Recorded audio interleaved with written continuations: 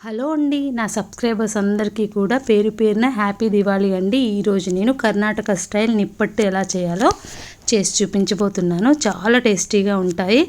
ఒక 2 కప్పుల బియ్యం పిండి, 1/2 కప్పు మైదా, 1/2 కప్పు డ్రై రోస్ట్ పల్లీలు, 1/2 కప్పు పుట్నాలు, కొంచెం కరివేపాకు డ్రై రోస్ట్ చేసింది తరితరిగా గ్రైండ్ చేసుకొని పిండిలో వేసుకోవాలి.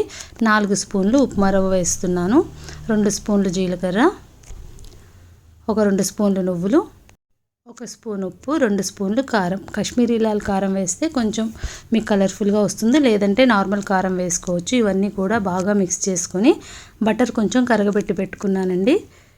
చూడండి, ఒక 2-3 స్పూన్ల వరకు బటర్ వేసుకున్నాను. వేడివేడి బటర్ వేసుకొని చక్కగా ఇట్లా మిక్స్ చేసుకోవాలి. పిండికి కొంచెం కొంచెంగా నీళ్ళని పోసుకొని పిండి గట్టిగా కలుపుకోవాలండి, లూజ్ అవ్వకూడదు.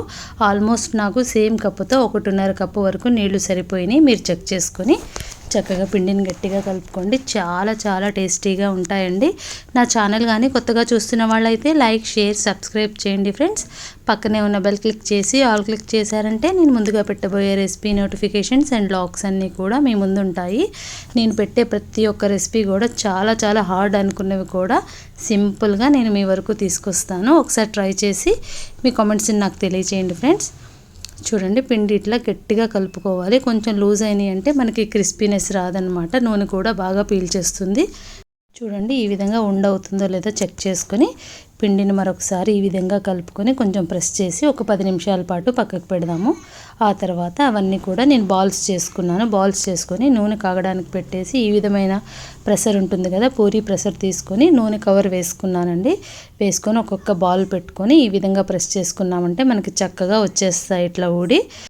ఈ విధంగా అన్నీ చేసి పెట్టుకొని ఒక ప్లేట్లో తీసుకున్నామంటే నూనెలో వేపుకోవడం ఈజీ అవుతుంది. ఇప్పుడు చూడండి, నూనె కాగిపోయింది. ఇందులో నిప్పట్లు వేయగానే వెంటనే నిప్పట్లు తిప్పకూడదు, షేప్ అవుట్ అయిపోతాయి. ఒక 1 to 2 మినిట్స్ తర్వాత మనం తిప్పుకోవాలండి.